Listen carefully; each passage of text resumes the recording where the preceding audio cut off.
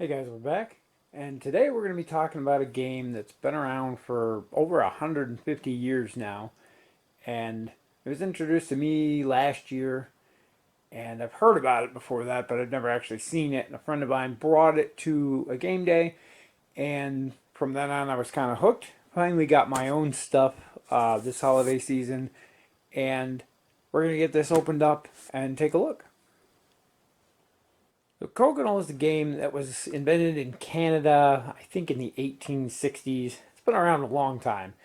And it's a huge popular game up there. And being from upstate New York, I'm surprised that I hadn't gotten my hands on it sooner here.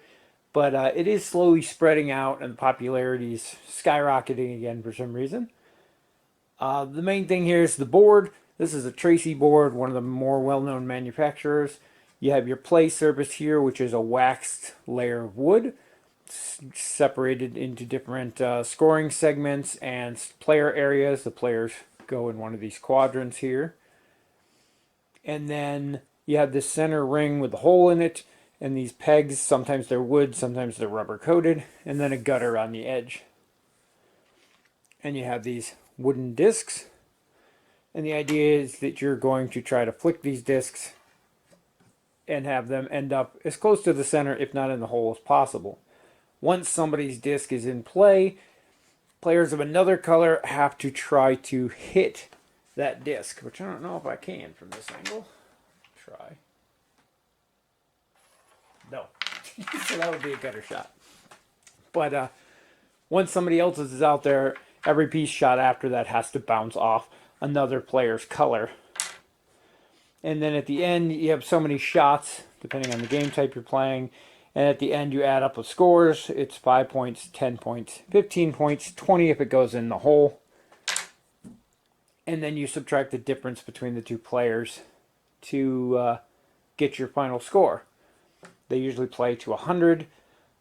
There is a different scoring system that's used in tournaments where the winner of a round gets 2 points, a draw gets 1 point, and the loser gets nothing, and they play to 10 points. That's to keep a game going, because the way the normal scoring system works, where you subtract the differences, it is possible to score 0 points and do that repeatedly, and so a game can last forever. So with the tournament points, it has a set ending.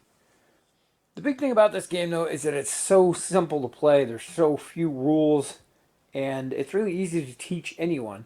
Plays best at 2 or 4 player, using 4 player as 2 teams of 2. Though there are variants for solo play, 3 player, and so on. There's a 2 versus 1. You can do 4 player free for all. You can do a 3 player free for all. There's all different ways to play. But it's just a super fun and addictive game. And once you start playing it, it's hard to stop. We played when I introduced my family to it. And it was one of those things where, oh yeah, we're going to play 1 or 2 games. And I think by the end we played almost 20 games. And I really suck at this on camera. There we go. And I can't get them out of the center of this board. That is my only complaint. My friend has a different board from a different manufacturer. And the hole is much deeper. And it has a little, like, raised up section in the middle, so you push down on them and they pop right out. I'm still working on it, especially when they're freshly waxed. They're really hard to pick up, but that's just me. There's not really a lot to say about the game. Like I said, it's a just very addicting game. You play one game and it's always, let's play one more, and then, oh, let's play another one. Hey, we have time for one more. And you keep going and going. Ideally, you want to knock the other players. Oh, that was a miss. You want to knock the other players out is the goal when you go to take your shot. If you can knock them off the board into the trench, they don't score anything.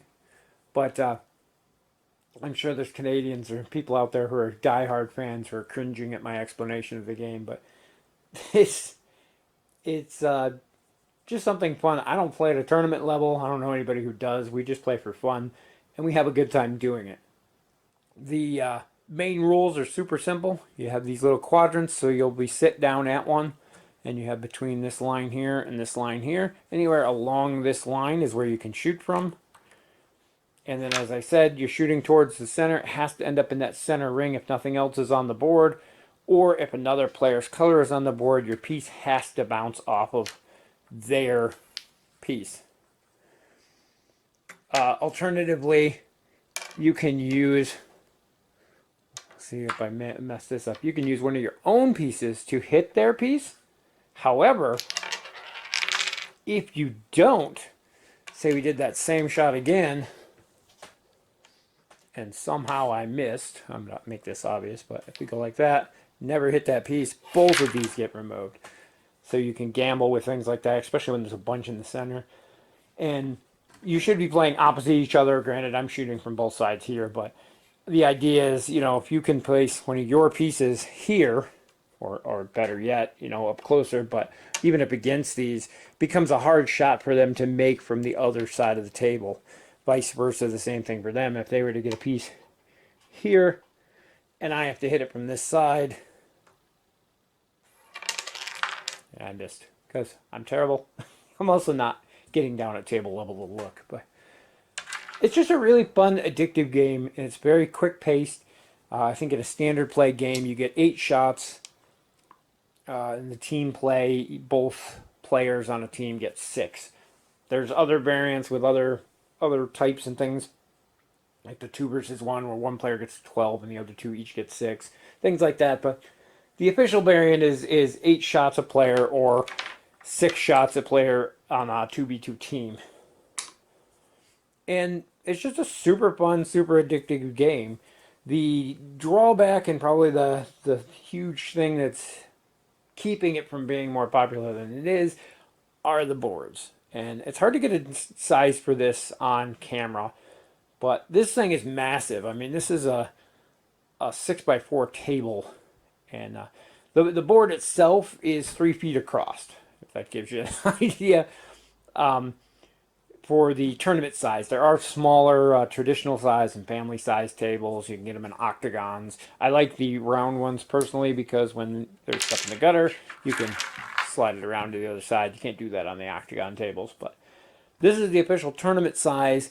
There's also 2 different sizes of the discs, so the hole in the center is smaller and the discs are smaller, and that makes these smaller, which is where the family size tables come in. But because it's so large, sorry about the camera there, because it's so large, and the tables are pretty much made out of solid wood. Most of them are handcrafted, especially this band around the edge that has to be bent, which is why the octagon-shaped ones are a little cheaper, because you can get the straight panels on them. They're handcrafted, so the tables themselves cost quite a bit of money. For a budget full-size table from a cheaper brand, you're looking at something around $200, I'd say. I think that's what the Mayday one goes for. For a Tracy board like this, you're talking more $300 or $400. There's even higher end ones with, like, they can get them with images on the top and things, and they start getting into just insane price value ranges. Also, whether you use solid wood for these or some kind of particle or MDF board, that makes a big difference. Honestly, none of that really matters as long as the surface is nice and flat and well waxed. And the same goes for the pieces. I've seen all different kinds of the discs, from the standard wood like these with the flat edges. There's ones with concave and convex edges on them. I've seen acrylic ones. I have no idea what the legality or how they play different or anything on those. All I've ever used are just the standard flat-sided wood discs myself.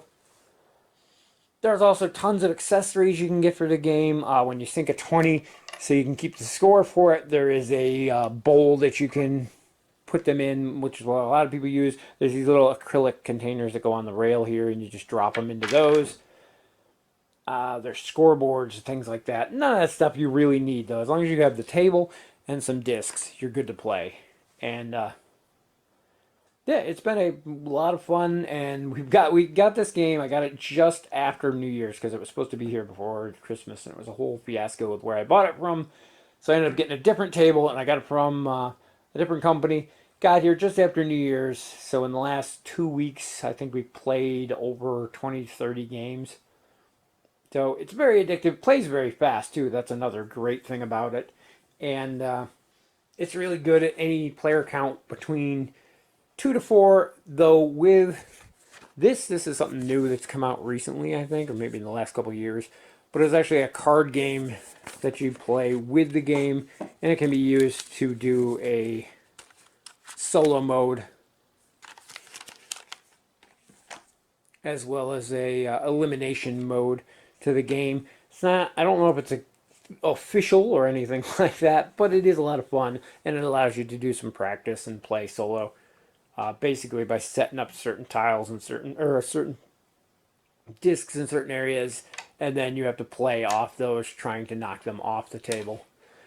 Again, like I said, it's been a huge hit with everybody we've introduced it to.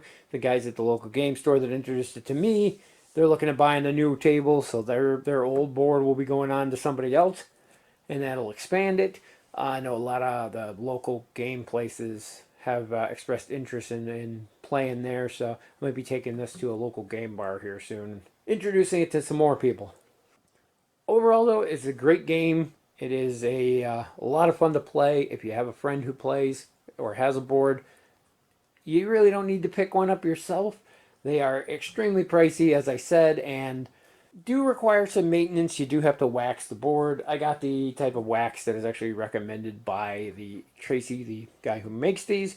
So I'm good there, but you do have to keep in mind you have to wax the board, you have to wax the pieces every now and then. And there's this powder stuff. I don't know if you can see in the gutter here. You can see it on my finger.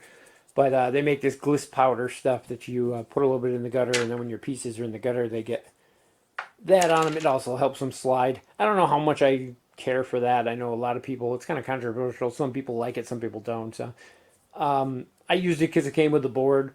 Probably won't continue using it because it does get kind of a mess and you got to clean it up. But we'll see. I'll have to see how they work without it. I don't think I've ever used it on the other guy's board I played on. So he does wax the pieces in the board though, so there's that. But overall, like I said, it's a great game if you can find yourself a board at a reasonable price. I know Mayday had a nice starter set for a while, but their board is made of, I think it's MDF here, and then it has like a laminate on top. And I did notice on my friends, he's had his for a couple of years, and they play quite often. But I did notice that it was wearing through the veneer. So there's that to keep in mind. Something with a solid wood center, you don't have to worry about that as much. So that's going to wrap it up for our quick look at Crokinole. Like I said, it's not much to the game. It's just simple fun. It's easy to teach, easy to learn, addictive to play. And it's one of those games where it'll be late in the night and you'll be like, hey, we'll play a couple rounds of this to kill the rest of the night. And the next thing you know, it's 2 o'clock in the morning and you're like, one more game? Sure, one more game. And you keep playing. And that actually happened to us not too long ago. So we spent an entire day playing when it was just supposed to be a warm-up while we waited for someone else to get here. So, as I said, the price for entry is the killer for the game, and hopefully you can find yourself a decent priced board, or you find somebody who has one and play on theirs. And definitely get a chance to enjoy or at least try this game at some point. And I almost guarantee if you're into dexterity games of any kind, you're going to love it.